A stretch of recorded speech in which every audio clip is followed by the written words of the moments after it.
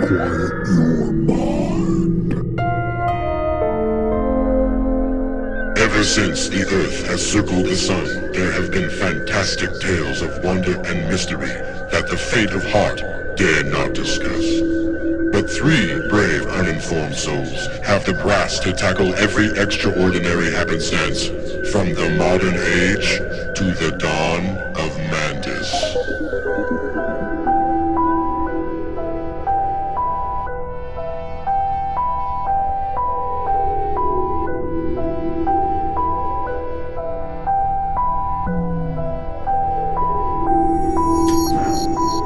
Welcome to Dawn of Mantis, true crimes, mysteries, and more. I'm Ivan with Joe and Sam. Hey guys, do you think the people out there might want to get some free merch?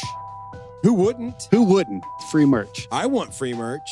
So, hey, just to kind of spread the word and get it out there, we have these little sparkly stickers, glittery, not sparkly, they're glittery. I don't know. Is there a difference? Maybe not. I don't know. I like glittery over sparkly. I don't know. What do you guys like? I hate glitter. Oh, you don't like glitter? Oh. Somebody it's said manufactured by Satan. Glitter is the herpes of craft supplies. It's like Dude. whenever, like somebody over there could be playing with glitter and you'll look on your hand and there's some. Yes. I hate when Yeah. you get some on your forehead. Yeah. You know, it's like it's there and everyone's seen it all day and you see it at the end of the day and you're like, oh man, I had a piece of glitter on my head all day. Probably thought I was at Studio 54 last night. On Anyway, ecstasy. it's not the type that comes off on your hands. It's their high quality glitter stickers. All we need you to do, first 20 people that do this, I'll send it to them. You just got to send me your address. Go to 4174 Mantis and leave some type of voicemail. We don't answer that. It doesn't go to one of our phones. It is like a Google voice. So leave some type of message, do an impression, leave an episode idea. Just say, hey guys, good work. Or hey guys, you suck. I don't care. Why would you want a sticker? I don't know. Maybe you want You maybe, suck now. Where's my merchandise? yeah, exactly. Maybe you want to draw the big red X on it, you know? Anyway, we'll send you a sticker. Just get on there, 4174 Mantis. We need to use that more. Also, we do have Patreon. Somebody found our Patreon. I haven't done anything with it in a long time. We haven't even mentioned it, and somebody found it. We have a new patron on there, so we're going to start messing with that some more. So if you'd like to help us out that way, go to Patreon. Also, all the social medias. Imagine a grown man asking for subs. God, But what a piece of shit. Sub- Trying to promote your podcast that you work your ass off on.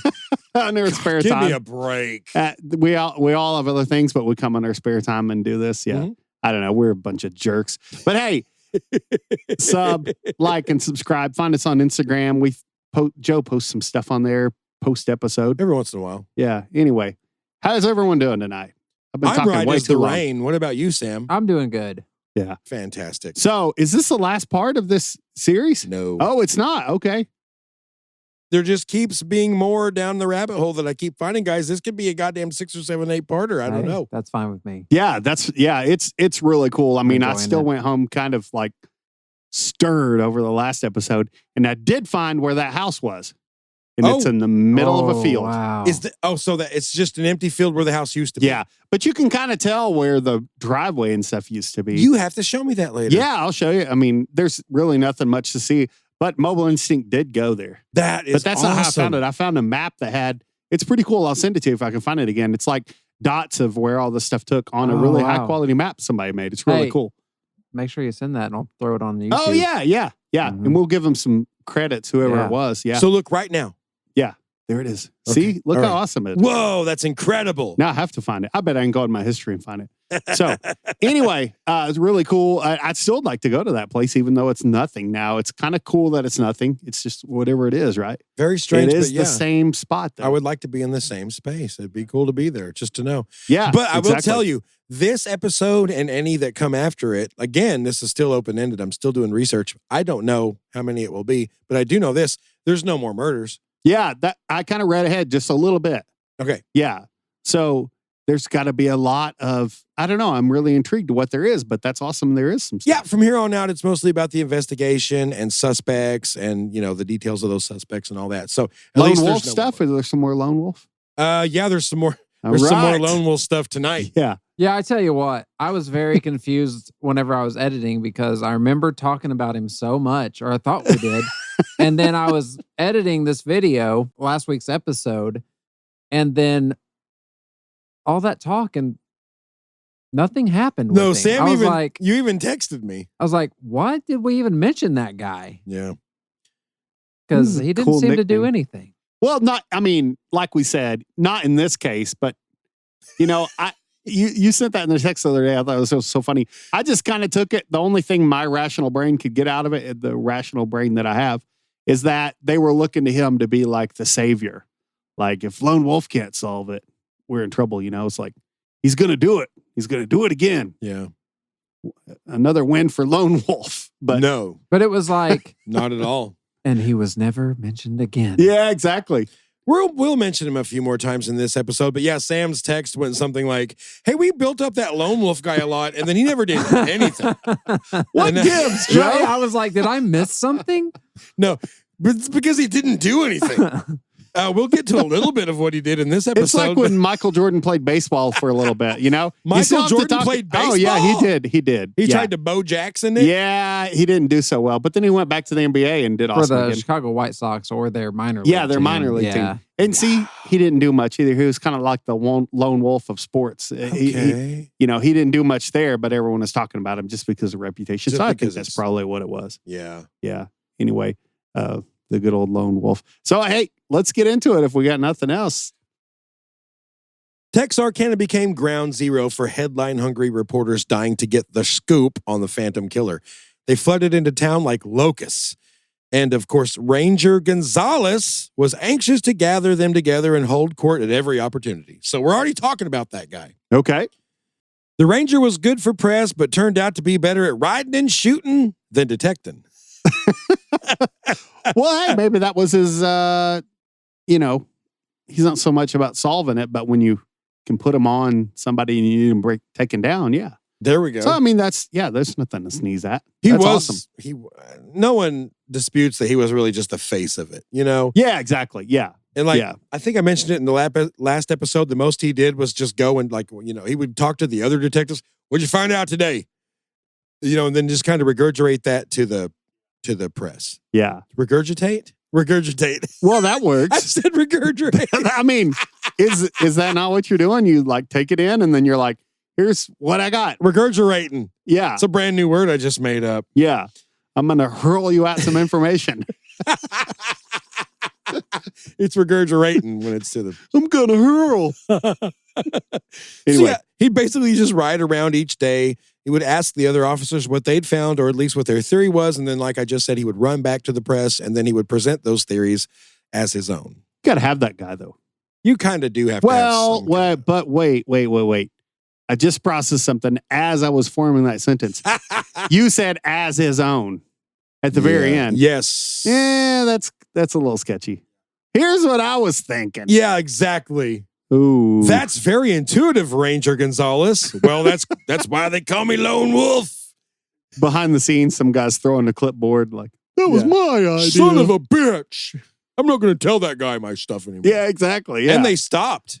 Oh, okay. They eventually stopped. We'll talk about that. Yeah, there's some banter that ended up being foreshadowing. A lot of it is. That's awesome. Yeah. Jealousy over the Ranger's showboating grew, and eventually it got so that many officers stopped telling him anything. Well, there we go. I thought you meant later. Later, as in 14 seconds. Okay. Got a small bar.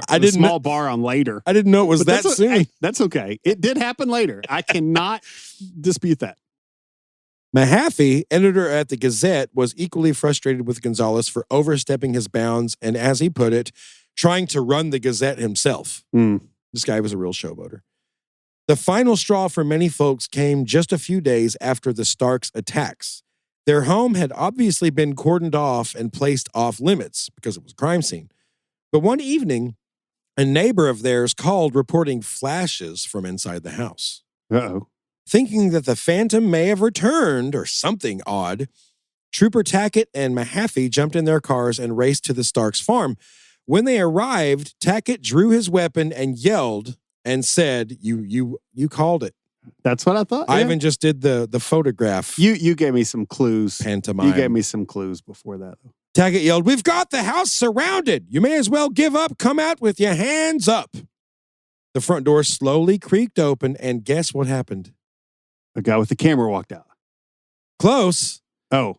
A fancy cowboy boot emerged, followed by the rest of what turned out to be Texas Ranger Lone Wolf Gonzalez, followed by a female reporter holding a camera. Oh. So you called it. You called it.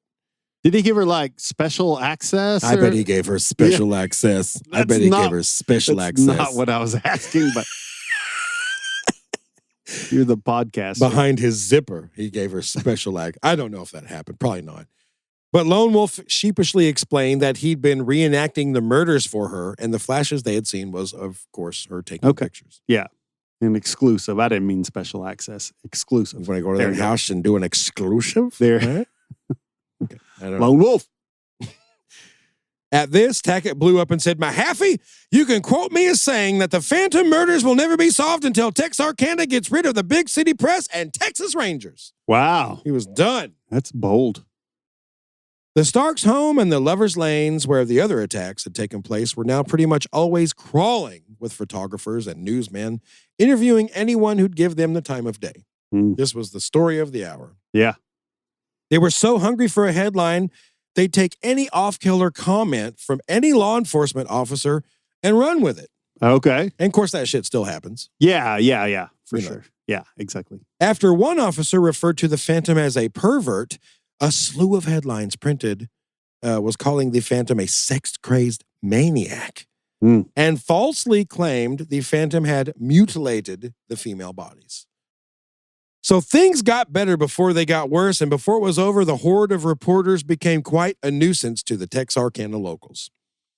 Sure, there were many who genuinely were trying to cover the real story of the Phantom. There were some reporters that showed up, that were trying to do their job. But there were also many who were simply trying to get their 15 minutes, interjecting themselves into the investigation and attempting to step in front of the police and solve the case themselves. Yeah, I've seen that before. Real Nancy Drew, Hardy Boys type shit. Nancy Grace. Yeah. Top mom, Nancy Grace. Of course, I agree with her like most of the time. There were also the party boy reporters who were only there to booze it up and hit on the local female reporters. Oh, yeah. Yeah.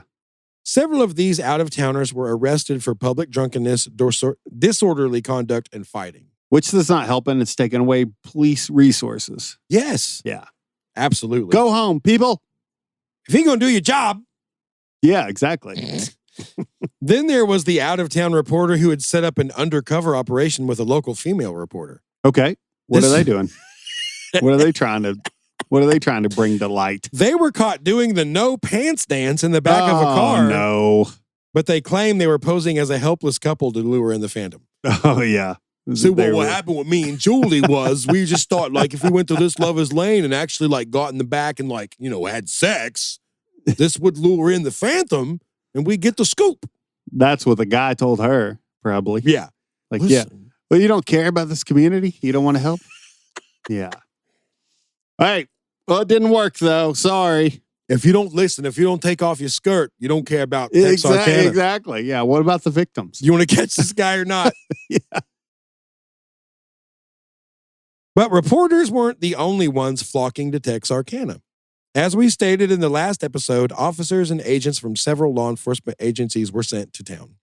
The Texas Rangers brought a mobile radio station that allowed officers to communicate via two-way radios in their vehicles. Now we think today everyone has that. Back then they didn't. So that was not common back in those days. Sure. The Bowie County Sheriff's Office was also outfitted with a teletype machine that allowed for much faster exchanges for information between departments. Ivan, out of the two of us, you're the smart one. What the hell is a teletype machine? I think it's like a old school fax machine. I think you can type something and it's like and it just prints it out as you type it. Just text, right? Like pictures. Yeah. Okay. Yeah. Okay. Can you imagine if our phones are like that? You got a text and a little piece of paper. Rip it out. Linda's mad. She said I spend too much time with my friends. What is this, Troll 2? That's a callback too. He spends too much time with his friends. Great movie. Well, Literally, not really. Literally no one will get that. No. Two people will. Swarms of officers were canvassing the town on both sides of the state line, as well as the areas outside town and around the Starks farm. But unfortunately, no further evidence was found. The police eventually made contact with 1,300 people, 1,300 people. You know what's crazy about that? I've said it before. The guys in there, most of the time when you watch cold case files, when they solve it, and cold case is like a very small percentage, right? Right. They say that in the episode. What is it? Like 2%? Yeah, 2 or 3%. Yeah. But the guys usually in there. Mhm. Like the suspects usually in there. Yeah, one of the first ones or one of the early ones that they interviewed. Yeah. They always go back and dig a little deeper, and they're like, oh, shit, this guy's got Yeah. on the Morgan Nick documentary that came out not too long ago. I need to watch that. You've got to watch it. It's on, I think, Netflix. One of the first few people they interview, and I can't remember the guy's name, but it is one of the dudes that they are like salivating over. It's like, I think it's this guy. They don't have something. No. Is that the one where they were digging on his property? Yes. Okay. Yes, exactly.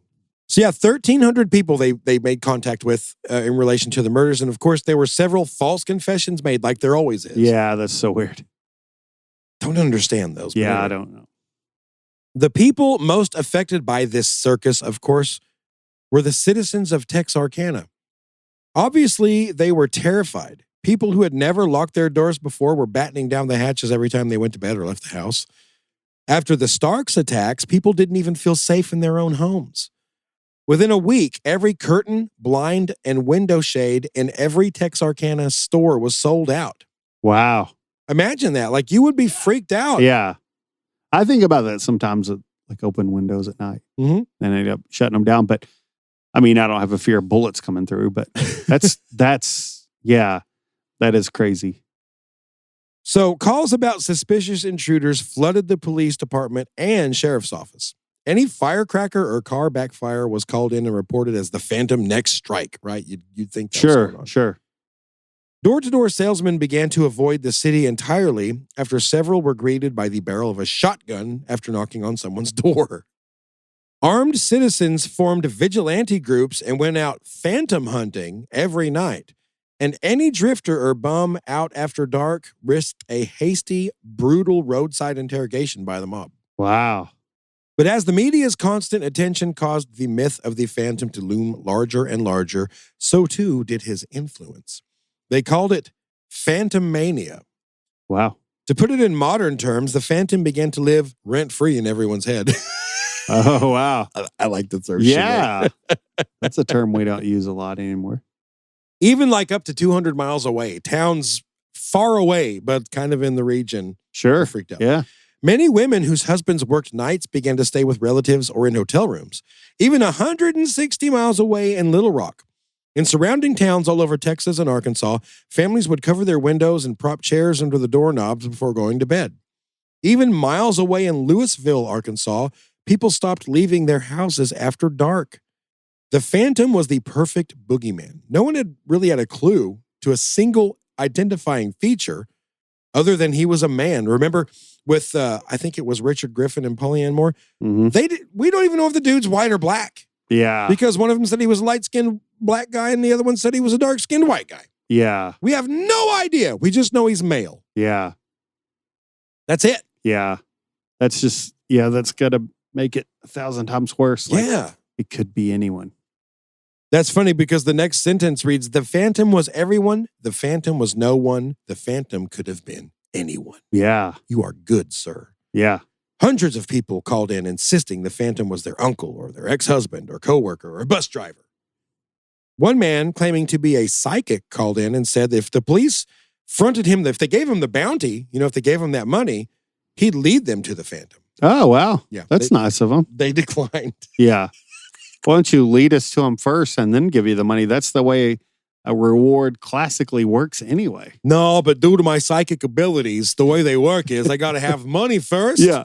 And then I will, then I'll let you know where he's at. Money increases my abilities temporarily. And then I can, totally. Anonymously, of course. Yes. If it doesn't work out, that's not on me. I don't want to give the money. I even hate that the whole money thing has to come into it. I'm not in control of my powers. My powers work when money's near. It's not how I chose. It's just the way it is. Dang it. Why did you make me this way?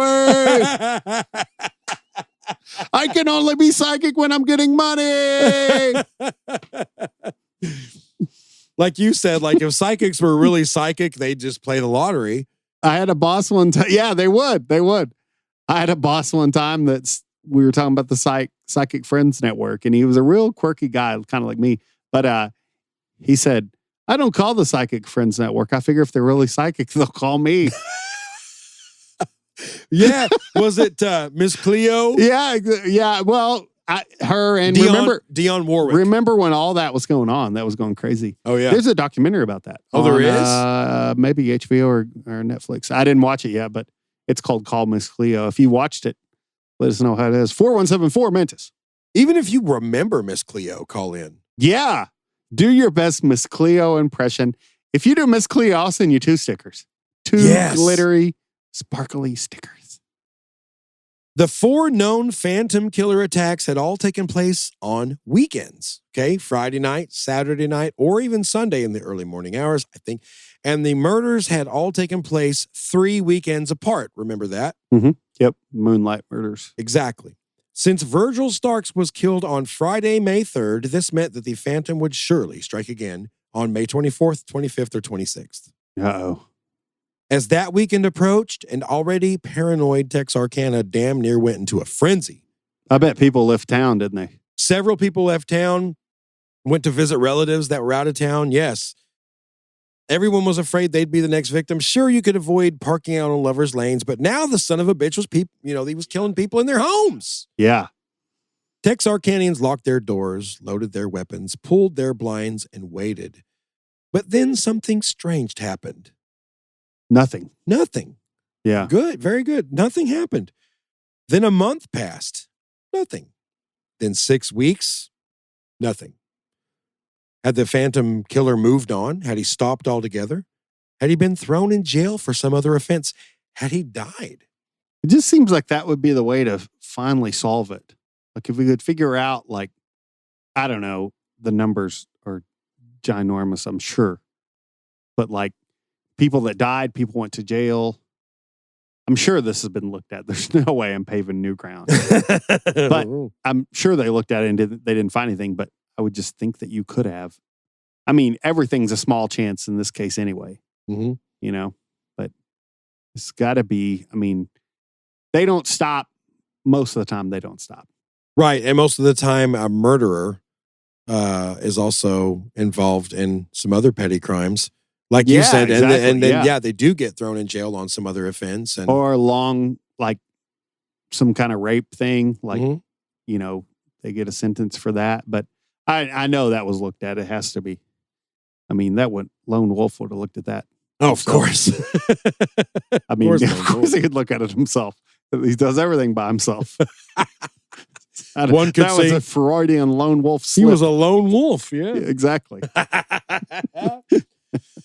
Well, whatever the case, it seemed as though the reign of terror of the phantom killer in Texarkana, I don't know, I went into we were just doing Minnesota. Yeah. It seems as though the phantom killer's reign of terror in Texarkana stopped. So as the days passed, the people of Texarkana began to slowly let their guards down. And their pants, am I right? No. Hello, Lover's Lane. Phantom killer hasn't murdered in a while? Hey, Barbara, you want to go out to the... Wouldn't you be afraid that was like a trap, though? Like, he's just waiting. Yeah. Maybe so. I don't know. You'd have some people that were more like, reserved that would be like, let's wait, Yeah. I heard Johnny and Amy went out and had sex the other night at the Lover's Lane and nothing. Oh, here I am up north again. I had Johnny and Amy went out the other night and knocked boots out there by Farmer's Pond and ain't nothing happened to them. Well, hellfire spread the word in senior high school gym class. Lover's Lanes are open once again. Citizen patrols were fewer. People started venturing out after dark again, and you could once again drive through a neighborhood and see people passing back and forth in front of uncovered windows. Mm-hmm. Right? Yep. Remember, this was 1946, and air conditioning was not a common convenience. Yep. Especially for us rootin' tootin', four-tooth having hillbilly ass overall wearing Arkansans. Am I right? Well, so the swamp coolers. Did you ever have relatives that had a swamp cooler? Is You that know what like I'm talking an about? air water cooler? It's yeah. Oh yeah, we had a water cooler. Yeah. Are you kidding me? Yeah. Yeah. Those are actually the set right in front of them was pretty awesome. It was not bad right in front of them. Yeah. I mean, everyone's kind of slept in the living rooms and stuff in the dog days of summer. Yeah. But your wallpaper, it didn't like it. No, boy, it sure moistened up the house, didn't it? No, I've told this story many times, but listen, guys, I didn't grow up in extreme poverty, but I'll tell you this. We didn't have an air conditioner in our house till I was preteens or 13 or something. It was a good while. I spent a good first chunk of my life, with no AC, but we did have a water cooler. Yeah. And Yeah. I'll tell this story again. I don't give a shit. I remember. Oh, we've talked about water coolers before? Well, this is the first night that we had our air conditioner. Oh, okay. I don't remember my exact age, but I was up there. Guys, it was a window unit in our living room. Okay? Yeah. It was the first air conditioner we ever got was one window unit in the living room, but the way it sat, it blew straight in front of the TV in the corner across the couch. Oh, yeah. And so that night, I was like, I'm going to sleep on the couch. To this day, I'm 43 now. I was probably 11 or 12 or whatever when this happened.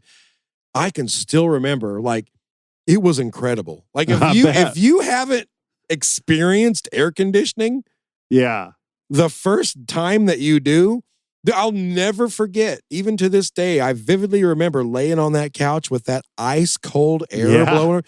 Dude, I was just like, this is incredible. It's incredible. So I slept on that couch. I remember loving those too. Every summer, yeah. We had AC in our, a trailer house we lived in when I was little, but it didn't keep up. So we had some of those window units. And it was awesome sitting in front of those. Yeah. It's fantastic. And the rule on those is if you have one in your bedroom or whatever, and if I stay at a hotel or a motel, if I'm just trying to save money, which it's not awesome. But the rule on those, they have to run all night. I don't want that thing shutting off. No. It's so I'm waking up out of a dead sleep and what is happening? Where, it makes that click and it shuts off. It's no. I got to go down. How low will this go? 55. Okay. Maybe that won't kick off. But there was a sign on one of them that said one time when we were staying at a place that said, please do not put below 64 or something like that. Yeah. And I was like, 64? Screw you. Oh, 63, 62. 2 is not going to make it freeze up because it said below will freeze up. And then I was like, 2. I mean, they really mean 60. Yeah. They just put that to be safe. So, dude, yeah. Yeah. I'm not a rule follower. I'm not. I'm a little bit of a rebel. Yeah. I go below 2 the degrees 60. below. Yeah. Anyway. That's why they call me Lone Wolf. That probably none of that should make the episode, but no, leave it all in. It was fun. fantastic. It was fun to say. It's leave it all in, man. That's podcast. Fun memories. To combat the sweltering Texas/Arkansas heat, it was essential to have your windows open at night. The Starks attack had made most people choose to simmer in their homes rather than risk an open window, and folks were understandably anxious to let the cool night air back in. The overall feeling of Texarkanians concerning the Phantom Killer's apparent departure was cautious optimism, and that sentiment was also shared by law enforcement. Of course, they were still working the case, but several officers had returned to their respective agencies and jurisdictions in the previous few weeks. Even Lone Ranger. Ranger. Where's Tonto? Even Lone Ranger, Wolf Gonzalez, Star Wolf, Lone Ranger, whatever the fuck his name is. You better start that over. Even the Lone Star Ranger, Wolf, I can't say it now. You know who he is. He declared that he wasn't going to leave Texarkana until that guy was caught. Remember? Yeah. Oh, yeah. I won't leave Texarkana until the Phantom Killer is in handcuffs. Yeah. That made good for a story, but even he knew, I'm out of this bitch in a couple months. Yeah. Going back home to Texas. When did he leave? 3 months later. Okay.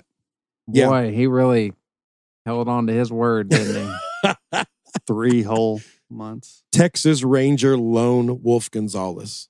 Yeah. He wasn't the Lone Ranger. I'd like to make that clear. I'm just happy he didn't put power in there anywhere either. He's the red one. Lone Wolf retired from the Rangers 5 years later. And you know what? Guess where he went after he retired? Where? Hollywood. He did? To make a movie? Well, he worked as a technical consultant for motion pictures. Okay. Well, you knew some stuff about some of that. That's Yeah. good. Yep. They need, yeah.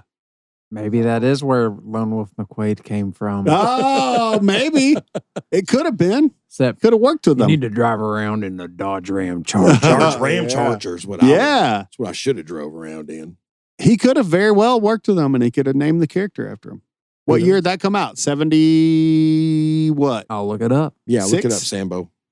78? Look it up, J-Mo. No, it's later. 1983. Yeah, there we go. 83, Yep. Lone Wolf McQuade. Yeah, that's right. Inspired by the life story of Lone Wolf Gonzalez. Allegedly. Allegedly. That's what we're saying. Trooper Max Tackett was still grinding away on the case, though, and in the weeks since the Starks attack, he had caught something that had slipped by the other detectives. Okay. Like we mentioned way back in the first episode of this series, Texarkana was no stranger to petty crimes, assaults, burglaries, and of course, car thefts. It was the latter in that group where Tackett noticed something peculiar. On the exact night of each attack, a report of a stolen car had come in, quickly followed by a report of a previously stolen car being abandoned. So on Okay. each night of the murders, a car had been both stolen and abandoned. You following me? This Yeah. hardly ever happened on the same night, but here it happened several times in a row on the exact nights of the attacks. I'm surprised that wasn't noticed earlier. I know Tackett was the one that, I mean, Get that's caught good on? that he caught it. It just seems, just knowing how many people were in the town. Of course, it's all the area, I guess. yeah. But you'd only have so many crimes a month. I don't know. It just seems like it would have. That's true. I don't know. It's weird, though, that Car he was. theft and Murder. and- yeah. What are two big cases this month? Car theft, murder. When did they happen? Same day. Okay. It could have been just a coincidence, but something about it stood out to Tackett. There's no way. Then in late June, close to 2 months after the last attack, Tackett was sent on what he thought would be a routine assignment and completely unrelated to anything having to do with the Phantom Killer. A stolen car or a returned car? No, yes, sir. Yes, sir. Stolen. An old farmer named Jim Mays had called to report that a tenant he'd been renting to and failed to pay his rent for several months had taken off owing quite a bit of money. The property was near Murfreesboro. That's in Arkansas. So Tackett traveled out there to talk to the old man. Mays said the tenant was driving a light green 1941 Plymouth sedan and had an Arkansas plate number 61-917. Okay? Mays said the guy's name was, and you'll see this name anytime you research the Phantom Killer, Youell Swinney. Oh, I've heard this name. Oh, yeah. See? Youell Swinney. We're going to talk a Spell lot. that first name. Youell, just like Youell. Instead of y'all, Youell. Y'all. Youell. We're going to talk about this guy a lot in the next few episodes. Okay. So that was the guy's name. That was who was renting from him and had, fled town in this, but the landlord had thought to get the tag number at least Sure. of the guy. Good. Tackett chatted with the farmer a bit and then drove back to the office where he called Arkansas State Identification Specialist Milton Mosier. Milton Mosier's my name. Running tags is my game. To look up the plate number. Is that what he said? That's what he said while he twirled his mustache. And that's where things got very interesting. The car was not registered to Youell Swinney, Okay. but a guy named Wayne O'Donnell, Okay. who reported the car stolen while he was at Texarkana on the night of March 24th, the very night Richard Griffin and Polly Ann Moore had been murdered. So boom, this fits right into Tackett's, Mm-hmm. Yeah. right? It works out It was perfect. stolen on the night of the murder. It wasn't much to go on, but it was a start. And the only thing to do now was find Youell Swinney. But that turned out not to be that easy. Okay. Swinney had family in Texarkana, and Tackett spoke to those straight away. Went and found his family. That was easy enough. Swinney is not a very common name. Youell is damn sure not a very common name. Yeah, I wouldn't think so. They said that they hadn't seen Youell. I can't say it without just stank on it. Youell. In Is a that how while. you say? Is that the same as Yul Brenner? Oh, I wonder if it is spelled the same. Westworld. Youell great- Brenner. Great old movie. Yeah, I always remember from the 10 Commandments. Yeah. Oh, Yeah, he was great in the 10 Commandments. Yeah. It may be the same. That's the only two Youells I've ever heard of. Yeah. Youell Swinney, Youell Brenner. But yeah, they said they hadn't seen him in a while. They didn't know where he was. So Tackett then issued a lookout for the green Plymouth, and days passed with no sign of Youell. Then a tip came in from the unlikeliest of places, a 5-year-old boy. Really? Yes, he was one of the relatives of Youell Swinney. And after one of Tackett's interviews with the family, like Tackett interviews the family, they're all like, we don't know where he's at. So they're leaving. He's leaving. And the little boy actually catches up to him and he said, Youell sometimes leaves his car parked in the parking lot in town. This little boy said that to Tackett. And then he described Well-informed little boy. Then he described the parking lot, which is like, how do you describe it? It's a large lot with cars, but maybe there was something about it that Tackett. Well, he's probably said like near the whatever Piggly Wiggly. Near the Piggly Wiggly and the train tracks, and then there was like a forest nearby. And Tackett's like, I know that one. So whatever it was, he knew. You're a smart boy. After this, officers were instructed to drive by the lot several times a day to see if that Plymouth, that green 1941 Plymouth, showed up. Sure. And one day it did. Wow. On June 28th, Trooper Charlie Boyd noticed the car in the lot and parked on the other side of the road to stake it out. Someone did finally approach the car, but it was not Youell Swinney.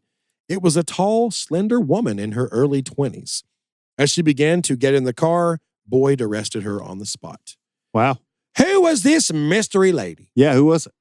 Peggy Lois Stevens Swinney. Okay. She told the reporter that she had just returned from Shreveport, Louisiana, where she and Youell had just gotten married. Oh, wow. So they'd only been married like 6 hours. Okay. And then she's getting arrested. Yeah. Bad start. Peggy was what we Arkansans call a rough gal. She was a bit of a scrapper and had been in jail a few times for minor things like public drunkenness and disturbing the peace. Every self-respecting woman has. Yeah, I think so. You give me a girl I can get into a fight with in public, and you got me a soulmate. She's a ruffian. One thing about rednecks, and I know rednecks, everyone likes to, Arkansas is the default. Anytime anyone's like mentioning, probably some redneck from Arkansas, right? I will tell you this right now. Every single state has rednecks. I think so. Even New York, upstate New York has rootin' tootin' hillbilly ass, rebel flag flying, white trash rednecks. Every state has rednecks. We don't have the market cornered. We know for a fact Michigan does. Michigan absolutely does. And they kill out-of-town hunters. Mm-hmm. That goes back to our Murder in the Mountain series. Thank you, Sam. They feed them to the pigs, allegedly. Feed them to the pigs. They couldn't find that Bronco. And a Bronco. Yeah. Fed it to the pigs. Pigs ate a car. Pigs ate a vehicle. Go back several episodes and find those episodes if you're wondering what I'm saying. That's a spoiler. I'm going to just throw that out there. They're good ones. Ate a car. Yep. So I just want to say every state has rednecks. We don't have the market cornered. I want to make that clear. No, we don't. Anyway, in 1944, when Peggy was 19, she married a guy named Stanley Tresnick. He was shipped off to war 3 months after their marriage. Okay. It appears he survived the war, but for whatever reasons, neither of them ever attempted to reconnect after. Okay. It's a weird deal. It is a weird deal. Maybe they just grew apart. Yeah, maybe. What? Why was a pot? Yeah, bad. A pot. Maybe I keep going to my Linda Richmond. Yeah, you do. I know you are. Or Linda Belcher. Yeah. Maybe they just grew apart. He was off fighting the war and she was at home by herself, nothing to do. There's Linda Belcher. No big whoop. She doesn't know what to do. She misses a man. She just needs to cuddle her face up against a man's hairy chest each night, and he's thousands of miles away. It's the saddest story I ever heard. Next thing you know, she goes to the Piggly Wiggly just to buy a gallon of milk, and the boy behind the counter happens to be kind of like a little studly or whatever, and she just asks his name, and before you know it, within a couple of weeks, they're having dates, and before you know it, they're actually sleeping together in the back of a Studebaker. Could be that exact thing. And next thing you know, a couple of months have passed, and she doesn't even think about her husband anymore. Over there is fighting in Normandy. She sends him a John Deere letter. John Deere. Yeah. About something about a tractor? Yeah, dude. She sends him a... That's Dumb and Dumber. Show me a John Deere. What's wrong? Some little that's filly right, break your it heart? is. I missed it. I I did missed it. too. You're right. I missed Keep the up, reference. guys. Keep up. I missed the reference. I did too. I thought it was just I thought it was not a typo. I just thought it was a... Nope. Hypo.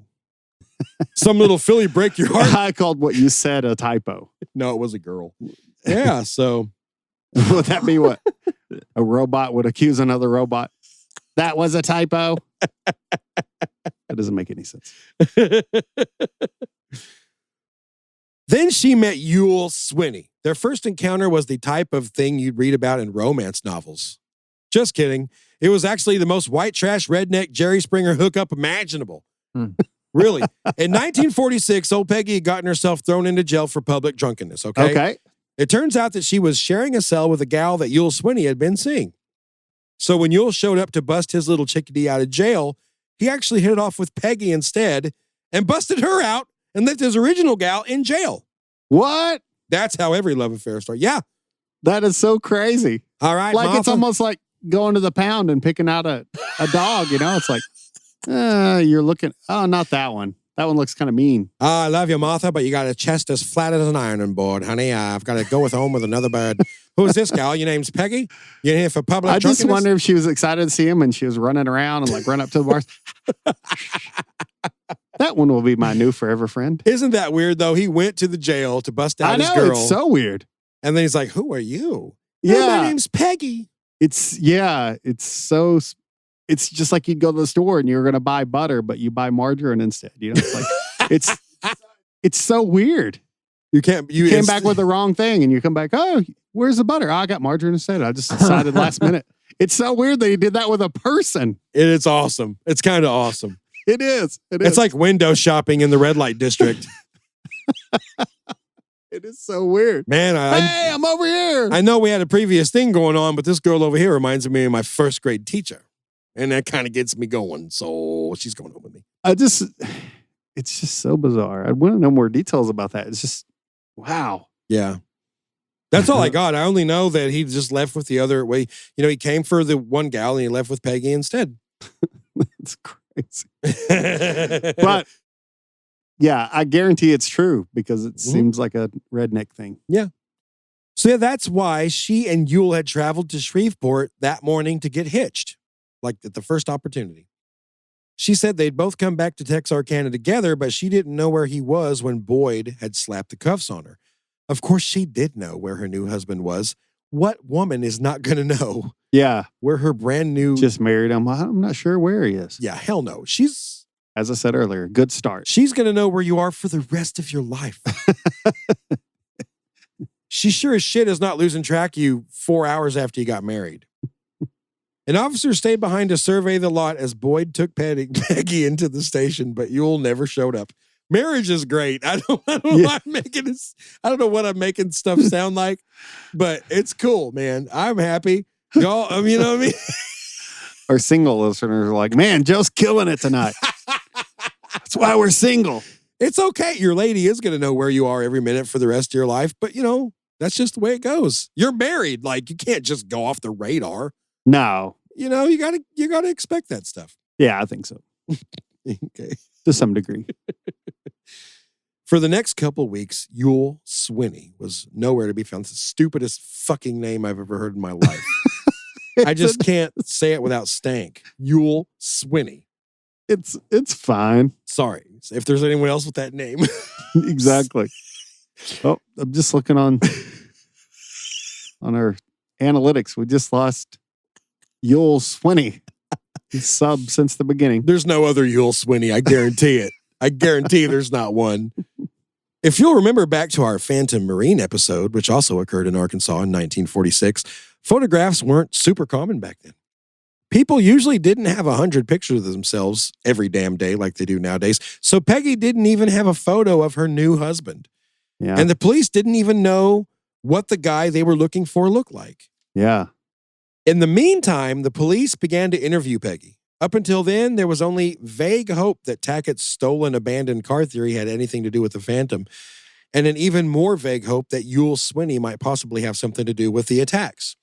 Right away, police began a series of interviews with Peggy, and although she seemed unwilling to comply at first, she seemed to give a little more information with each session. It was clear that Swinney was a violent man. He had beaten Peggy on several occasions and had also threatened to kill her several times as well. But was he capable of murder? First, they needed to establish whether or not he was even in Texarkana during the nights of the attacks. Considering Swinney's lifestyle, this was unlikely. He was a true vagabond, and although he used a few home bases, he never seemed to stay in one place for long. Peggy traveled with Swinney all over the place in the few months she'd been with him. Dallas, St. Louis, Oklahoma City, San Antonio, El Paso, New Mexico, Shreveport, Lubbock, Austin, Little Rock, Wichita Falls, and even New York City. Wow. Get a rope. And of course, Texarkana.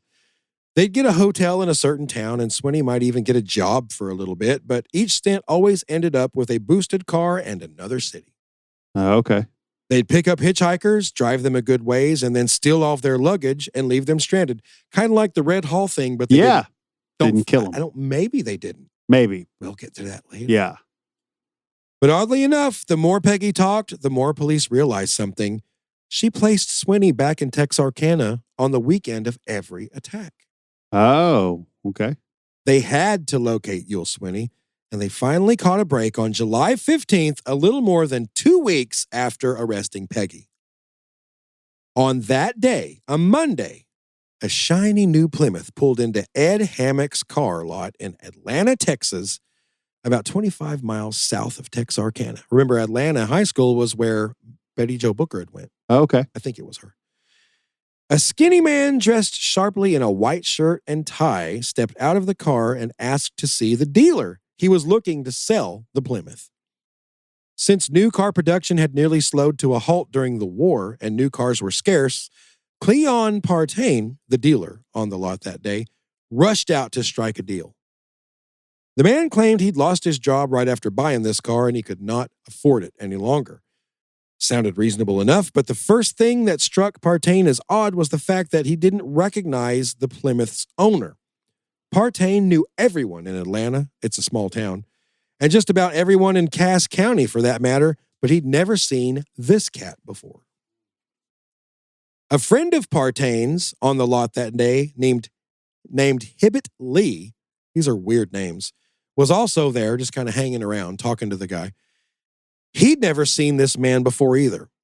The second thing that was weird was when Partain asked the owner if he had the title, the man goes, "Well, yeah, I got the title, but not on me." Which is weird if you're going to a lot to see if they want to buy the car. Yeah. They could cut a deal now, and he'd send him the title later, though, is what he said. Wow. Come on. Yeah. Give me all your money now, and I'll send you the title later. Yeah. Trust me. You've never even seen me before, but trust me. Any car dealer worth their salt knows that deal's about as worthless as a screen door on a submarine. That's right. So Partain grew suspicious and he said, "You come back with the title, we'll do some business." I kind of picture him like with a cigar. Oh, I do too. You come out with a title, and then he spits a little bit of the stuff out. Yeah. We'll do some business. Yeah. The man seemed unfazed and casually replied, "Okay, I was just driving by and thought we might do some business." Then he climbed back into that Plymouth and he drove away in the direction of Texarkana. As he left, Partain wrote down the tag number and told Lee, "We're not going to see that guy again. I got a feeling that's a hot car." I don't know if you guys have ever experienced this, if you've ever sold a car on Facebook Marketplace or Craigslist, and you get a message from someone you don't know from Adam, and they're like, "Could I just give you $500 up front and I'll pay you out the rest?" Oh, yeah. And I'm like, "Oh, you're adorable. Yeah. I'm not a bank. You go see a bank if you want to do that and give me Exactly. all the money and you pay them out the rest." I don't know if Chances it's are the reason why you're asking me is because a bank would not say yes. Exactly. I would have to be high off my ass to give my car to someone I've never seen for $500 that I'm selling for $5,500 Yeah. and just trust that this random dipshit. Well, because you could sell to a friend or family member, not a close friend, but you could sell to a friend or family member and still get taken to cleaners. Oh, for sure. So much less somebody you don't know at all, Yeah. you know? Oh, yeah. I mean, I have several things that people still owe me for.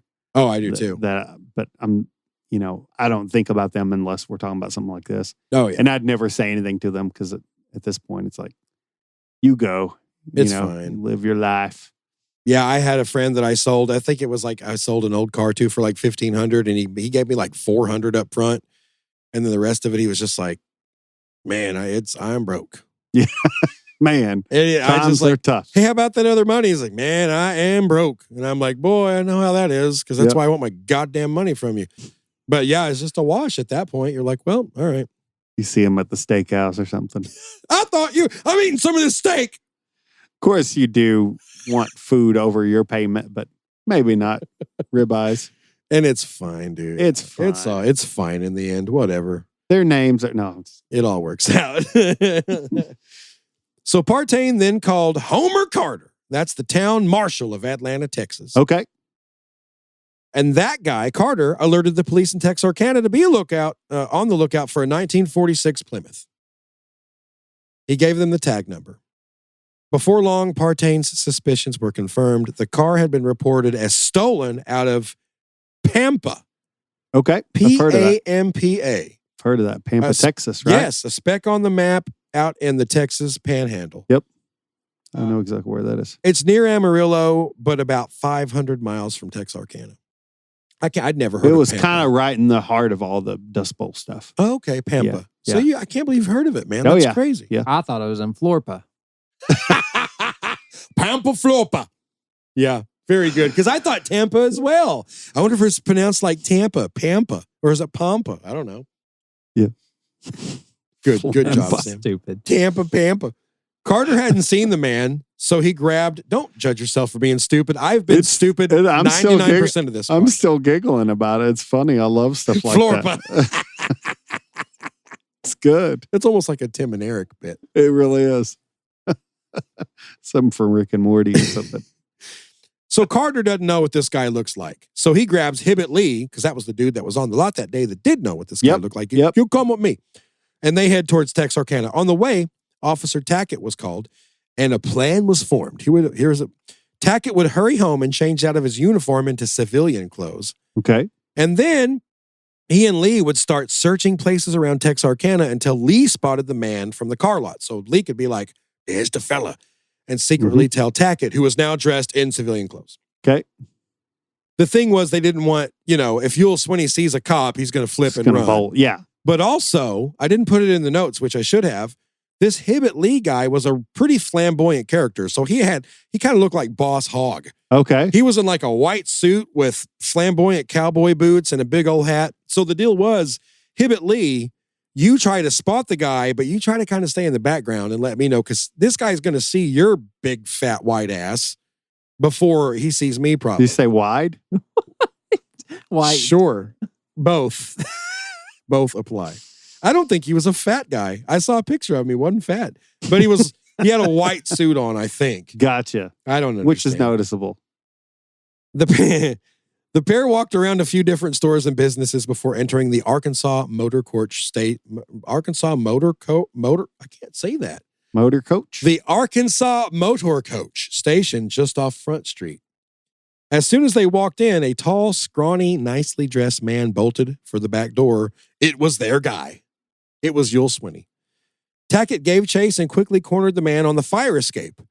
When Tackett drew his pistol, the man... Now, this is really important, and it's going to come into play later. Everyone, listen. Okay. You truck driver in the middle of Montana right now going through the cornfields. Are the cornfields in Montana? No, there's not. The wheat, for the driving by the cattle. Listen to this. You, the lady who's suntanning on your back porch, trying to catch the attention of the gardener because you're bored with your marriage. Listen to me.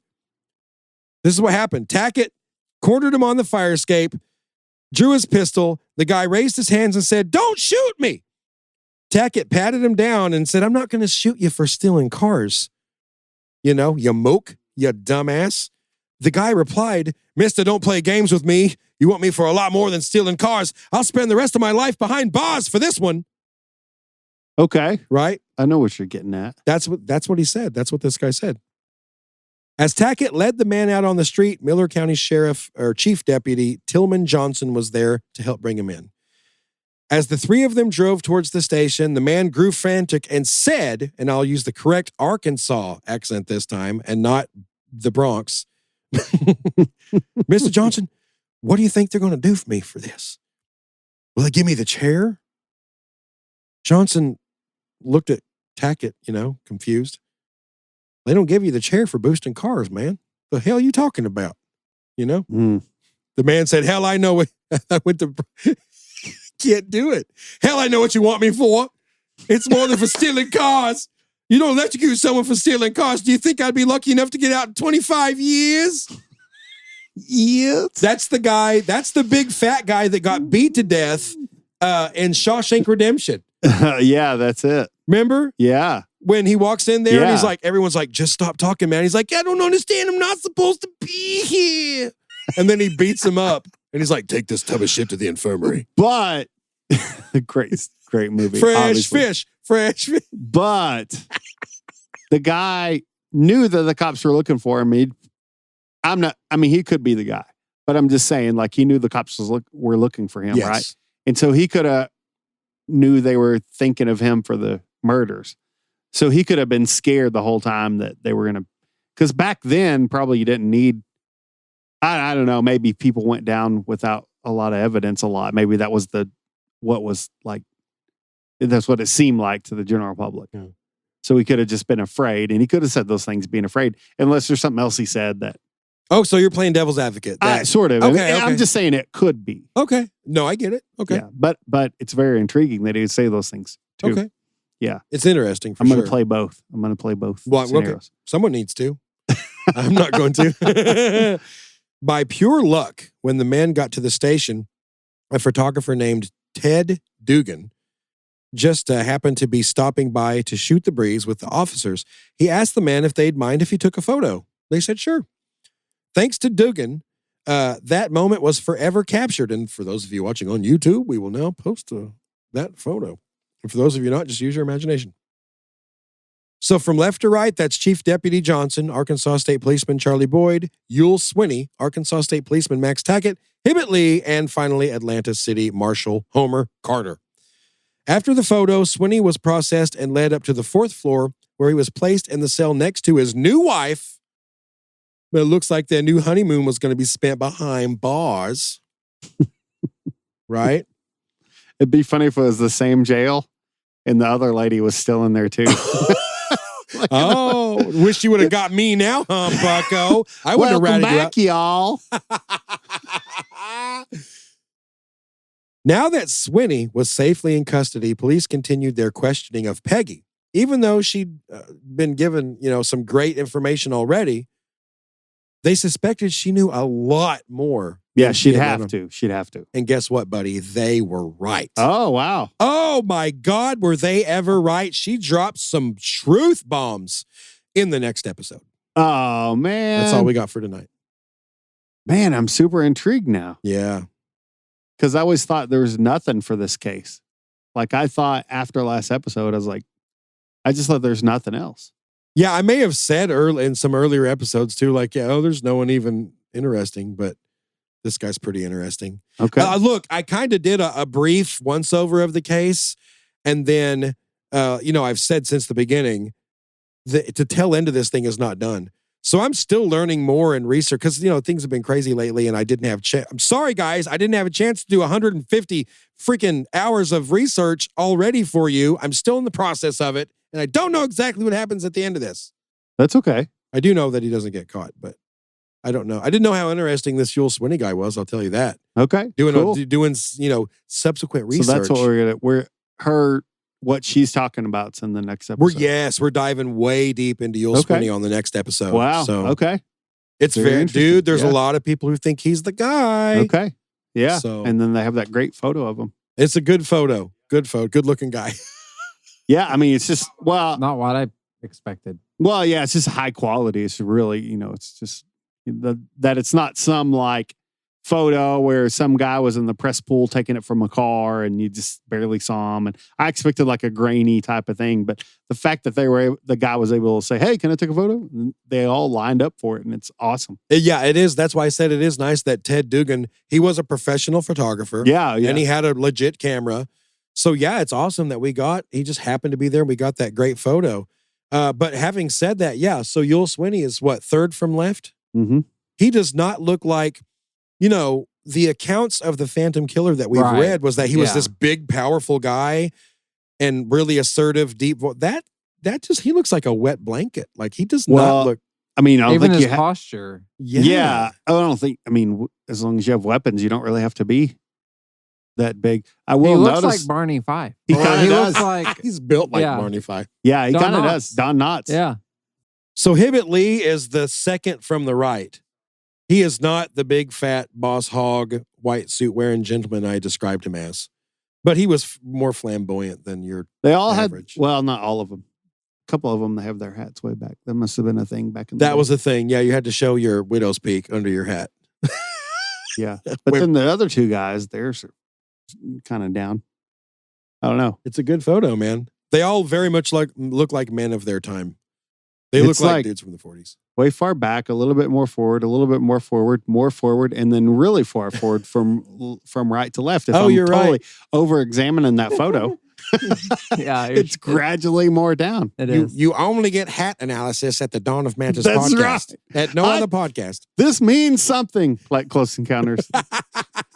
This means something. Ivan's carving hats out of mashed potatoes at the family dinner table. They're tipping their hat to the killer somehow. I appreciate your hat analysis, Ivan. It was just something. It's the end of the episode banter. Hey, great episode, Joe. Thank you, sirs. 4174 Mantis if you want to tell us something for a sticker. Or- Anything. Yes, earn your sticker and go back. You know the criteria. You know what to do. If you want 4 stickers, you know what to do. That's right. Eat some cabbage, go eat some Taco Bell, drive around for a little bit, and you earn your sticker, baby. Hey, Joe, speaking of that kind of stuff, call my phone. Give me a call. Give me Okay. a ring-a-ding. One moment. This will close out the episode. Okay, sure. This will be interesting. Oh, I wonder if it's our, okay. You're the only okay, here we go. I'm calling you now, my friend. Let's see what we got going here. Go, shorty. It's your birthday. That's your ringtone for me? Yeah. That's awesome. I love it. Have a nice night, you all.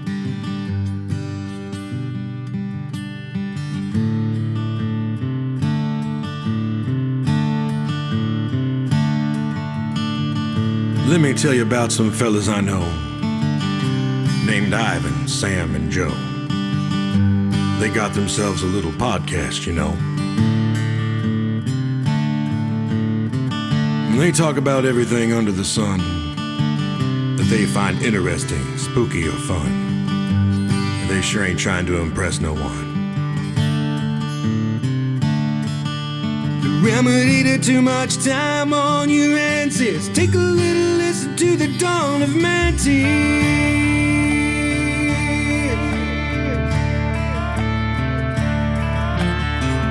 They talk about killers, monsters, and cults, French mates from hell, disappeared folks.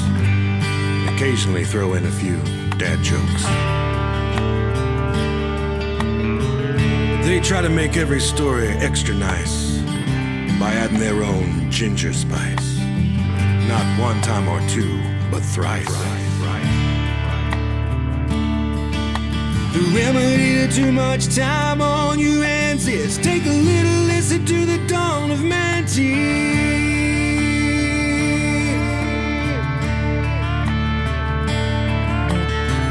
Now I'm sure these fellas will be around for quite a spell, 'cause there sure ain't no shortage of stories to tell.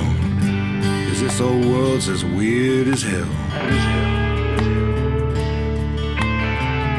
But hell, even if nobody listened, they'd maintain a fine disposition, 'cause shooting the breeze is kind of their mission. The remedy to too much time on your answers. Take a little listen listen to the dawn of my tears.